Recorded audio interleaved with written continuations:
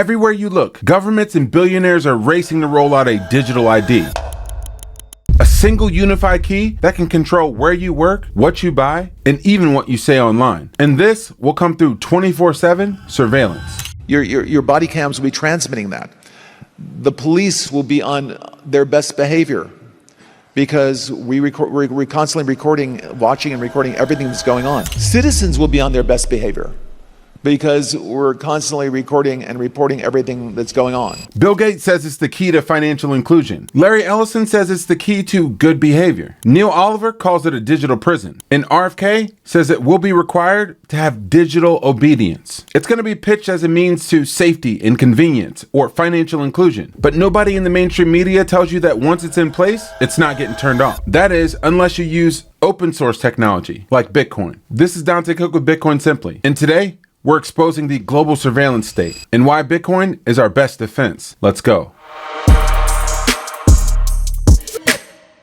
We've probably all seen this clip at this point, but it needs to serve as the foundation for what governments want to implement and the type of messaging they're going to give as to why we should all have it. And that is why today I am announcing this government will make a new free of charge digital ID mandatory for the right to work by the end of this Parliament. Let me spell that out. You will not be able to work in the United Kingdom if you do not have digital ID. It's as simple as that. A digital ID will serve as the foundation about everyone's purchasing habits, about their personal identifiable information, their healthcare information, and their social media activity. And it'll be sold as a means of safety or convenience. But do we really need more safety? Do we need more convenience? Apple Pay works pretty good. Identifying your identity when you need to sign on to a platform is pretty seamless these days. It's about having a single unified ID to track all of your behavior in one place. When you come to government and what government's doing, there are artificial intelligence tools, and some of them I know that Oracle have developed around financial management for government. But also, tell us a bit about what, because you're right at the forefront of this revolution, what it means for what government should do in terms of its digital infrastructure, digital ID, data centers, and so on. How do you take advantage of these incredible AI models? And the first thing a country needs to do is to unify all of their data so it can be consumed and used by the AI model. You have to take all of your healthcare data, your diagnostic data, your electronic health records, your genomic data. And in the Middle East, in the UAE, for example, they're incredibly rich in data.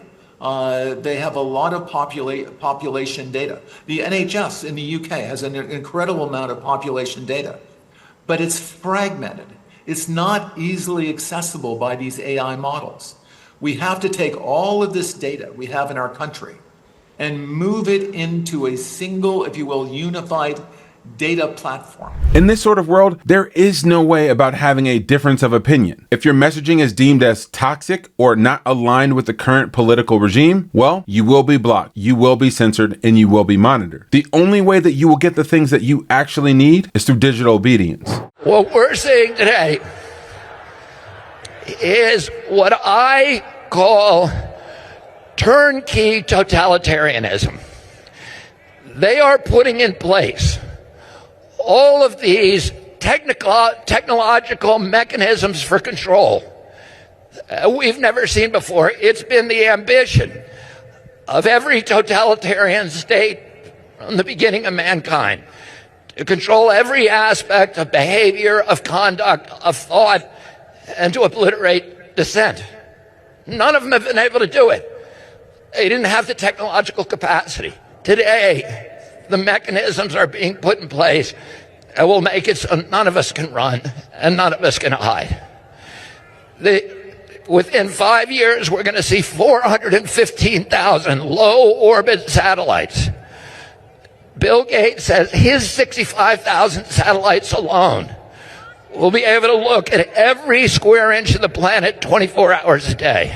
Digital currency that will allow them to punish us from a distance and cut off our food supply. Every right that you have is transformed into a privilege contingent upon your obedience to arbitrary government dictates. Neil Oliver, who's pretty hyperbolic all the time, I will admit, does have a good analogy for this. He calls it a digital prison in which you need a digital key to unlock the things that you actually need. The mummy and daddy of all bait and switches comes with digital ID. The bait is the well-tried one, which is convenience, such a tasty carrot. The bright and crunchy carrot of convenience will seek to reassure you that digital ID will keep you safe and ensure your privacy. The dark side, the enemy inside the Trojan horse, is that every shred of your private data will be shared with any government agency and any so-called stakeholder that wants it. Above all else, know this. The new world into which we are sleepwalking is one of zero trust. Zero trust is not my idea. It's the official foundation of your future. Zero trust means each one of us is regarded as a criminal until we can prove otherwise by exposing every scrap of our data. We will be guilty until we prove our innocence. To shop online, you'll have to use your digital ID to prove you are who you are.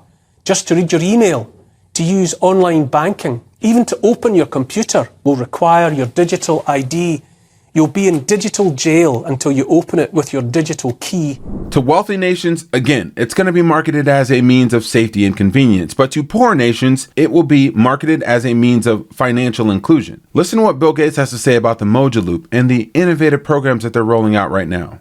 Well, we believe having the ability to save and transact is something that should be universal, and a lot of forms have adopted that goal. We won't be able to do that with traditional systems. That is, the cost of bank branches and paperwork is just too high. But fortunately, starting with countries like Kenya, and more recently with a robust system in places like India, we see that you can have digital financial inclusion. India is a great example. They did a lot of their own technology, which won't be possible for other countries. And so the role of the Gates Foundation as an advocate for those who don't have access today is to make sure there's technology and standards, including open source work that we're providing through the financial switch, which is called Moja Loop, and through the digital identity system, which is extremely valuable, not just for financial activities, but for health and voting and education, and that's called MOSIP. It's funny. And he says that it needs to give everyone access to financial tools, the ability to save, and financial payment rails. Well, don't we already have that? Cypherpunk, Fortune 500 exec, and Bitcoin OG Jack Dorsey says that Bitcoin is the greatest source of freedom. And it doesn't actually mean that you can't build a big business on top of it. He talks about the old giants like Google building their entire business model on open source technology. I think natural monopolies happened for a time, but they're easily disrupted. I don't think it's as challenging as one would think. I mean, Twitter has only been around for 17 years, which seems like a long time, but there was a MySpace before that, and a Friendster before that, and a Usenet before that, which was completely decentralized and unknown by anyone. Mm-hmm. I don't think more government regulation is necessarily the right answer to ward off the monopoly aspects or fix some of the issues. Mm-hmm. I think having an open protocol that no one actually owns, and governments and corporations can't bend to their will, is the most important thing that allows for the most creative solutions to all the problems we see, including protecting freedom of speech and including providing safety for folks who want it. And my hope is that, as we build these technologies like Nostr and Bitcoin, that a company like Twitter adopts them, because it removes a bunch of the liability they would have otherwise. And they can build phenomenal businesses on top of it. And to prove that, you see what Google has done with the web. They used an open protocol, built a phenomenal business. They built a phenomenal business on Gmail, which is an open protocol for email. There are real opportunities building on open protocols where at the same time, the foundational aspect of it, the foundational layer, that people own, and a company can't bend towards its will one way or the other.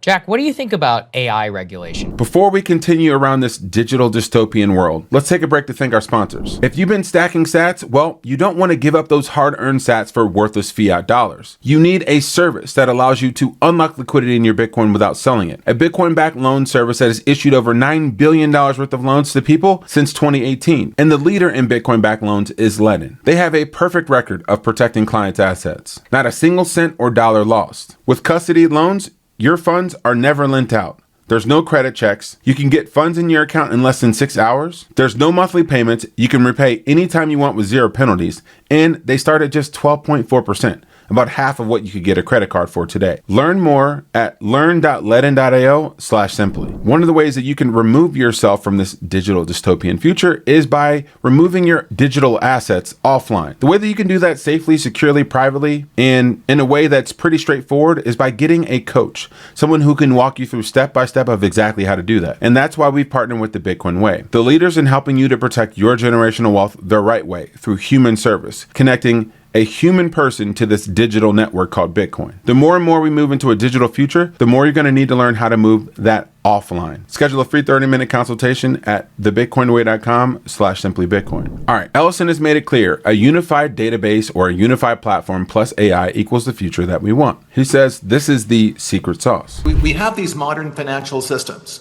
So countries can, and all, for example, the AI system will help you do that. But again, the secret is to get all of that data in one place. Without having the basic data, it cannot answer the question about your country.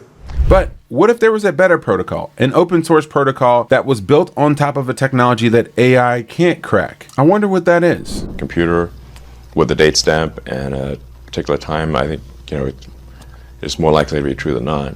You can also cryptographically sign things.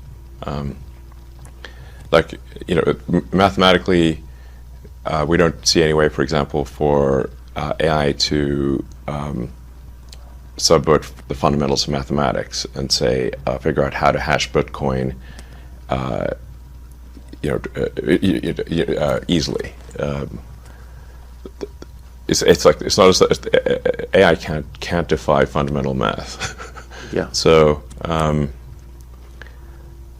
we can improve the efficiency of Bitcoin hashing algorithms in the silicon, but not fundamentally crack it.